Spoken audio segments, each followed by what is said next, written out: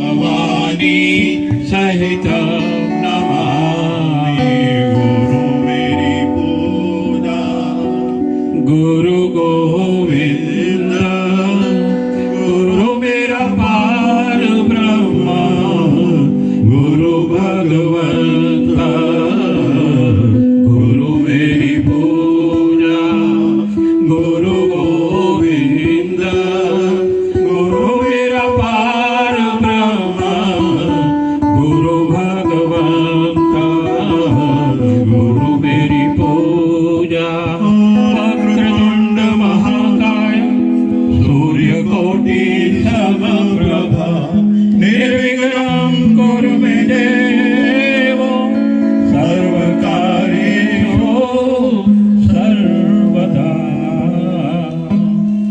हरिओम। ओम सतगुरु प्रसाद। आज के सत्संग का एक एक क्षण सन टू ह्यूमन, आरएसएस और मस्त हम मस्त रहते ग्रुप के लिए समर्पित है। एक क्षण का सत्संग 1000 साल की तपस्या से बड़ा है। यानी आपने 1000 साल की तपस्या प्राप्त कर ली इस एक क्षण के सत्संग से।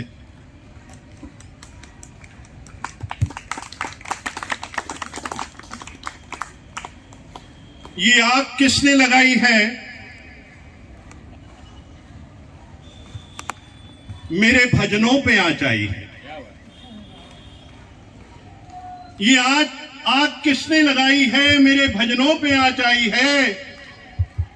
अगर साईं यहां से नहीं गुजरे तो ये खुशबू कहां से आई है? क्या बात। और साईं कुछ इस तरह करीब से गुजर गए तो आए हुए सभी योगियों के चेहरे खिल गए, सबके चेहरे खिल गए। ये देखिए जीवन में परिवर्तन कैसे आते हैं। आप सब संसारी हैं, हम लोग सब गृहस्थ हैं, सबने वो जीवन गुजारा है और अभी बहुत सी जनरेशन आएंगी जो गुजारेंगी। तो ये एक बात समझे, मैं इश्क करूं या करूं इबादत इक्को ही गल है। बुल्ले शाह यही कहते हैं कि दोनों चीज में एक ही बात है, क्योंकि आप अगर समझ गए हैं तो परमात्मा तक पहुंचने के लिए शरीर से ही जाना पड़ता है। इसलिए यह शरीर अद्वितीय है, उसकी क्रियाएं अद्वितीय है, गृहस्थ अद्वितीय है, क्योंकि यहां से कर्म से कर्मातीत होते हैं। तो कुछ भी धरती पे अगर सृष्टि में अगर कुछ बना है सब किसी कारण से और सब ब्रह्म है। हर एक चीज ब्रह्म है, ब्रह्म के सिवा कुछ नहीं बना। ये शरीर ब्रह्म है, ये मन ब्रह्म है, ये आत्मा ब्रह्म है, यहां बैठे सभी ब्रह्म है। इस ब्रह्म को समझे और भ्रम को भूल जाए, क्योंकि ये भ्रांतियां जो हैं, जो संशय है, जो संशयात्मक बुद्धि है, इसको विवेक से दूर करना है। तो अभी मैंने जो आपको जो शेर सुनाया, इसका ओरिजिनल अब मैं आपको सुनाता हूं, जो शरीर से संबंधित है। जब मैं गजलें गाया करता था। ये आग किसने लगाई है? मेरे नगमों पे आँच आई है। सुनिए इसको अच्छे से। दोनों तरफ प्यार और मोहब्बत है, मीरा का प्यार है, राधा का प्यार है, सारी चीजें हैं इसमें। ये आग किसने लगाई है? मेरे नगमों पे आँच आई है। वो अगर इधर से नहीं गुजरे तो ये खुशबू कहां से आई है? और वो कुछ इस तरह करीब से हंसकर गुजर गए तो कुछ खास खास दोस्तों के चेहरे उतर गए। ये जीवन की संरचना है, क्योंकि सृष्टि में, प्रकृति में सृजन भी बहुत महान माना गया है और हर एक से ज्ञान उठाना है। भगवान बुद्ध हमेशा ये कहते रहे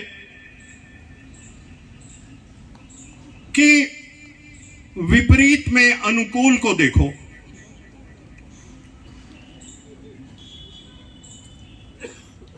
अब व्यक्ति में व्यक्ति को देखो, दुख में सुख को देखो, तो माया का भ्रम समझ आ जाएगा, क्योंकि देखना है, दृष्टा बनना है। जब दृष्टा बन के देखते हैं तो वो भ्रम समझ आता है कि ये माया है, ये दुख सुख है ही नहीं। क्योंकि जिस दिन आप दुख में सुख देखोगे, आपको दो चीज नजर आएंगी और आप दृष्टा बन जाएंगे, और उसके बाद ही मुक्ति है। क्योंकि हर एक जीव जो धरती पे आया है, किसी खास मकसद से आया है, किसी खास परिप्रेक्ष्य में आया है, वो अपना शरीर लेके अपने कर्मों से कर्मों का भुगतान करने आया। तो जीवन में जितनी भी परिस्थितियां विपरीत अनुकूल, कर्म प्राणी से विपरीत अनुकूल, कभी बच्चे तंग करते हैं, कभी बच्चे इज्जत करते हैं, कभी मान करते हैं, वो सब भगवान हैं। क्योंकि हमको सबसे कर्मातीत होना है, इसलिए ये जन्म मिला है, कर्मातीत होना है। तो कभी भी इस बात का गिला नहीं करें कि मुझे कोई दुख है, क्योंकि तब आप क्या करते हो जब दुख कहते हो? जब आप कहते हो बीमारी है, तो आप क्या कहते हो? आपने फोकस किया दुख के ऊपर, आपने फोकस किया बीमारी के ऊपर। ये बाहर नहीं है, आपके अंदर है। ये बाहर नहीं है, आपके अंदर है। और अब ये पूरे ब्रह्मांड में गुंजायमान होगी। अब घूम के 100 गुना बढ़ के आपको दर्द बढ़ जाएंगे। You are a great healer, yourself you are a healer. आप स्वयं को हील कर सकते हो।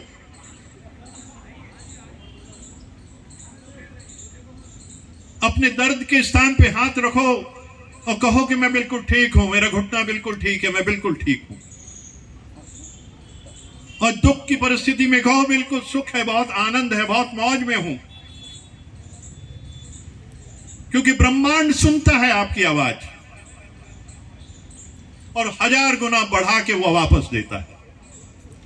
तो कभी भी किसी की परिस्थिति की हम चर्चा ना करें, किसी की बुराई ना करें, क्योंकि बुराई हमारे पास आएगी। अगर हमने बुराई की, उसके सारे वो कर्म जो उसको भोगने हैं, इस शरीर को भोगने पड़ेंगे, इस शरीर को भोगने पड़ेंगे। तो क्या हम ये चाहते हैं? इसलिए आज ये रेजोल्यूशन होना चाहिए कि हम किसी की भी बुराई नहीं सुनेंगे, ना ही बुराई करेंगे, क्योंकि ये जीवन अद्वितीय है।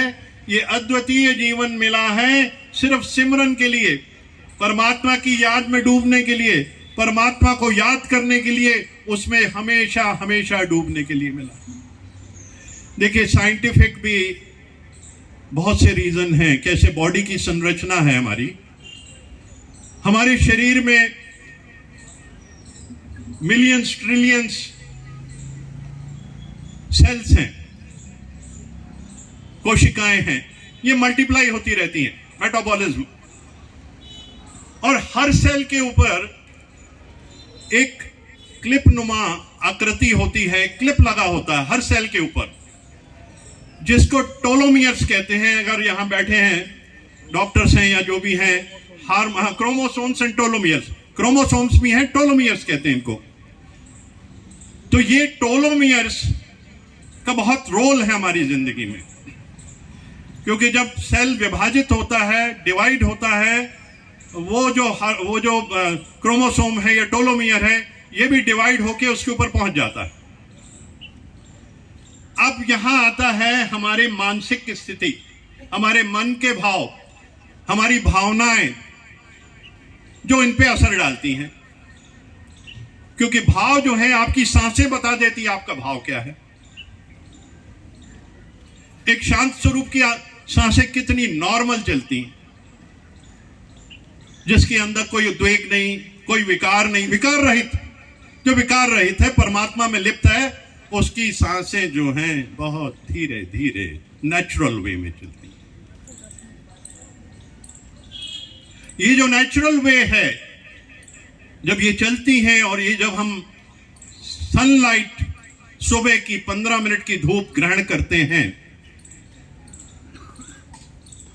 तो हमारे अंदर हैप्पी हार्मोन्स जागृत होते हैं। तो ये जो सन टू ह्यूमन की जो बात करते हैं, दरअसल ये एक साइंस है और हर जीव के लिए नितांत आवश्यक है। जिसमें हमारे अंदर के हैप्पी हार्मोन्स निकलते हैं। सुबह की जो सूरज उगता है उसकी 15 मिनट और शाम को डूबता है उसकी 15 मिनट धूप लेने से ये हार्मोन्स जागृत होते हैं। ये आपको खुश रखते हैं, मौज में रखते हैं, मस्त रखते हैं। जब ये होता है तो टेलोमियर्स क्रोमोसोम्स का साइज बड़ा होता है और आपकी जिंदगी लंबी होती है, आपकी लाइफ बढ़ती है, क्योंकि उस समय आप फ्री माइंड है, पीसफुल माइंड है, आपका विजन बहुत बड़ा है, आपकी सोच बहुत बड़ी है, आप खुशहाल हैं, सबको आशीर्वाद दे सकते हैं, सबको ब्लेसिंग कर सकते हैं, सबको माफ कर सकते हैं। जब आप खुश रहते हैं तो कोई आपका सेवादार बोलता है 100 रुपए दे दो, आपको निकाल के देते, खुश हैं, मस्त हैं, आपने गिना नहीं 100 का क्या होगा, कभी नहीं सोचेंगे, बड़े खुश हैं तो आप हाँ हाँ दे दिया। और यही अगर आप दुखी हैं, अंदर से चल रहा है, वो आया आपने डांट दिया उसको, यही एग्जांपल है सामने, खाना बनाने वाले को डांट दिया, सेवादार को डांट दिया, चौकीदार को डांट दिया, ये गुस्सा घूम रहा है, यानी कभी आपके कोई मन की नहीं हो रही है। तो इस मन को संभालो, हो गया भजन, इस मन को संभालो, हो गया भजन। तो ये मन है, ये जो है इसको हमारे भाव को संभालना, जो हम अपनी सांसों से संभाल सकते हैं, क्योंकि सांसें बताती हैं आपका भाव क्या है। अब इन सांसों को कंट्रोल कर लो तो आप अपने भाव को नॉर्मल कर सकते हैं, आप बिल्कुल नॉर्मल कर सकते हैं। तो ये जीवन की रूपरेखा है। तो मैं जहां बात कर रहा था टेलोमियर्स वाली, क्रोमोसोम्स वाली, जब हैप्पी मूड है और हर चीज हो रही है, आप खुश हैं, आपसे हर आदमी प्यार से मिल रहा है, आप सबसे प्यार से मिल रहे हैं, सब आपके पास आ रहे हैं, छोटे बच्चे भी आ रहे हैं, आपके हमसखा भी आ रहे हैं, सेवादार भी आ रहे हैं, बड़े बुजुर्ग भी आ रहे हैं, सब आपके पास बैठे हैं। आपका कितना बड़ा कुनबा है ये बैठा हुआ, सब में प्यार ही प्यार है, कुछ और है नहीं। तो आपका जीवन लंबा हो जाएगा, क्योंकि कई बार कहा है कि गिनती की सांसें होती हैं, हमारी सांसें गिनती की हैं। अब इन सांसों को संभालना हमारा पुरुषार्थ है, इन सांसों को संभालना हमारा पुरुषार्थ है। यानी अगर हम इन सांसों को जितना लंबा रोकेंगे, यानी धीरज से अगर हम सांसें लेंगे, अगर अंदर शांति और धीरज और संतोष होगा, सांसें धीरे धीरे आएंगी जाएंगी और सांसें कम, उसमें आपका जीवन लंबा हो जाएगा। और यही हम अगर उल्टा चलें इसके, अगर किसी डिप्रेशन में है, किसी एंजाइटी में है, किसी उद्वेग में है, किसी चिंता में है, गहरी सांसें, ऊंची नीची इतनी सांसें, अव्यवस्थित सांसें हो जाएंगी और तेज सांस चलेगी। जो तेज सांस चलती है वो आपकी कट गई, उतना जीवन शॉर्ट हो गया। और दुख में क्या होता है, जो हमारे ये जो सेल्स हैं, हमारे जो जिनके ऊपर टेलोमियर्स लगे हैं, हमारे क्रोमोसोम्स हैं, ये श्रिंक होने लगते हैं और हमारे शरीर के जो कोशिकाएं हैं मरने लगती हैं और शरीर के अंदर मसल लॉस होने लगता है। देखिए हर एक चीज का लिंक है, अध्यात्म भी लिंक है और शरीर की संरचना भी लिंक है और सन टू ह्यूमन लिंक है और स्पिरिचुअल जो आध्यात्मिक जीवन है, ये दोनों लिंक्ड हैं, बिना उसके दोनों एक चीज नहीं प्राप्त कर सकते। तो यहाँ जब टेलोमियर्स या क्रोमोसोम्स जो शॉर्ट होते हैं, इनमें वो सेल्स मरते जाते हैं और आप देखेंगे चेहरे में झुर्रियां शुरू हो जाएंगी। आप ये देखेंगे एक आदमी डल नजर आएगा, दुखी नजर आएगा, चेहरे की जो मसल्स हैं, चेहरे की आपकी अनुभूति, उसकी जो आभा है, उसका आभा मंडल खत्म हो जाएगा, उसकी रौनक खत्म हो जाएगी, वो जीरो दिखेगा और ढलता हुआ दिखेगा, ढलता हुआ दिखेगा, वो ढलता हुआ जाएगा। मैं आपको एक एग्जांपल देता हूं। नरसिम्हा राव साहब जब चेयर से उतर गए थे, काफी साल तक उनकी हालत बहुत ही क्या कहूंगा, कोई शब्द नहीं दे सकता, मतलब बहुत वीक हो गए थे, कमजोर हो गए थे, दिमाग भी नहीं चल रहा था, सब कुछ नहीं चल रहा था। पर इनकी पार्टी में अगर शायद कोई और दिखा नहीं, उन्होंने कहा कि हम इनको डिक्लेयर कर देते प्राइम मिनिस्टर।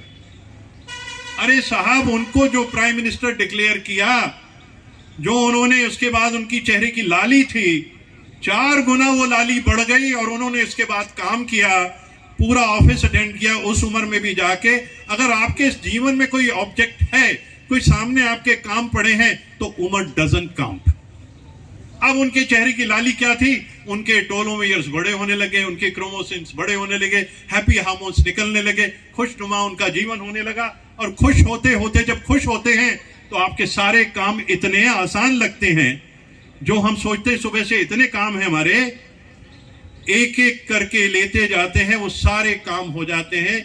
ये सारी आध्यात्मिक वैल्यूज हैं, इसके अंदर स्पिरिचुअल वैल्यूज हैं। तो आध्यात्म के लिए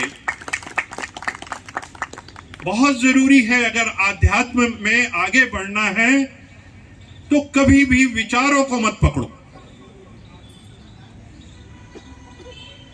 कभी भी इन विचारों, क्योंकि ये विचार और हमारे जीवन में कईयों की जो वचन होते हैं, मैं एक शब्द मेरे दिमाग में नहीं आ रहा उनका, लेकिन अगर हमने इनको पकड़ लिया, इन विचारों को, कोई एक विचार हमने पकड़ लिया कि इसी हिसाब से मेरे को चलना है, तो ये सांख्य योग कहलाएगा, सांख्य दर्शन कहलाएगा। हमें सांख्य दर्शन में नहीं जाना है, क्योंकि ये तुम्हें इंटरनली रूट से पकड़ लेगा, फिर आप इन विचारों से निकल नहीं पाएंगे। आपने कोई धारणा बना ली, किसी के प्रति कोई विचार बना लिया, बस आपके मन में तो ये बुरा आदमी है, ये विचार हमेशा किंचित करता रहेगा। आध्यात्म इन सबको छोड़ना है, इन बंधनों को छोड़ना है, और अनुभव का ज्ञान है ये। अपने अनुभवों से अपने दीपक खुद बनो, स्वयं का दीपक बनना है, बाय एक्सपीरियंस अनुभव को करना है और अभ्यास करना है। जब अनुभव के बाद अभ्यास करते हैं तभी आपको आत्म साक्षात्कार होता है। ऐसा हुआ है और सबको होता है।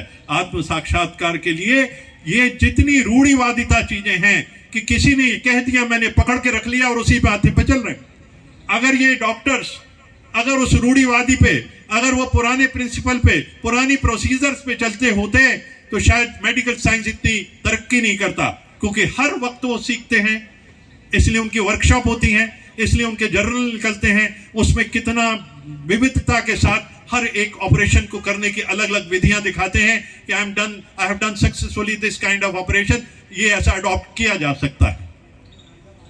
तो हम बंधन, अगर रूढ़िवादी होते तो हमारी क्या जीवन होता। और आज हम नई पद्धति से चलते हैं तो हम कहां पहुंच गए, हमारा जीवन कहां पहुंच गया? उन्नति पे। आज कितनी मेडिसिन आ गए, कितने एनेस्थीसिया आ गए, कितने, पर मेडिटेशन से बड़ा कोई एनेस्थीसिया नहीं, ध्यान से बड़ा कोई एनेस्थीसिया नहीं, क्योंकि वो एक ऐसा एनेस्थीसिया है जो डायरेक्ट पीनियल ग्लैंड से, हमारी आंख के पीछे पीनियल ग्लैंड होता है, मेलाटोनिन सीक्रेट करता है, ये हार्मोन है मेलाटोनिन। आप इतना सब दवाइयां लेने से जो उसको करते हैं, आप मेडिटेशन करो तो मेलाटोनिन जागृत हो जाएगा, जिससे आपका विजन बड़ा हो जाएगा, आपकी सोच बड़ी हो जाएगी, आपके विचार बड़े हो जाएंगे, आप बहुत बड़े ब्रह्मांड को दूर तक देखोगे, तो आप विशालता में आ जाएंगे। तो हम सबको विशालता में आना, यही ज्ञान है, यही पूर्ण ज्ञान है, यही संपूर्ण ज्ञान है, यही सम्यक ज्ञान है। सम्यक बुद्धि है और सम्यक है, सम्यता है, समता है, वननेस है और वननेस है। इसको एक बिंदु भी अगर हमने पकड़ लिया तो जीवन में उन्नति तय है, जीवन में उन्नति तय है। समय की बाध्यता है, मैं इसको यहीं पे विश्राम देता हूं। अगर आपने कुछ पाया है तो मैंने पाया है, अगर आप पा रहे हैं तो मैं पा रहा हूं, क्योंकि मैं धन्य हो गया, आपने इतना समय दे दिया। इसमें तो बहुत ज्ञान है अध्यात्म में। और जेंट्स का सत्संग कचनार संभार में होता है, क्योंकि ये बताना भी जरूरी है कि आप ढूंढो तो आपको वक्त ना लगे। कचनार संभार 6th floor 7th floor terrace के ऊपर सत्संग होता है और सुबह 8:30 से 9:30 होता है। और लेडीज के लिए कटारियास क्या होता है, आपके यहाँ कुछ लेडीज बैठी हैं, कटारियास के यहाँ सत्संग होता है, वहाँ लेडीज और जेंट्स अलग होता है। हम लोग कभी भी ऐसा ज्वाइंट सत्संग नहीं करते, आज प्रोटोकॉल तोड़ दिया है हमने, जो आज हम लोग मिल के बैठे हैं, क्योंकि कई बातें हमको करनी होती हैं जो ठीक है, ये जब आएंगे तो बहुत सी बातें होंगी। ओम हरिओम। महंत जी आए हुए हैं गुरुधाम से, मैं चाहूंगा कि ये माइक दीजिए वहाँ। महंत जी, महंत जी माफी चाहता हूँ, बहुत समय ज्यादा ले लिया मैंने।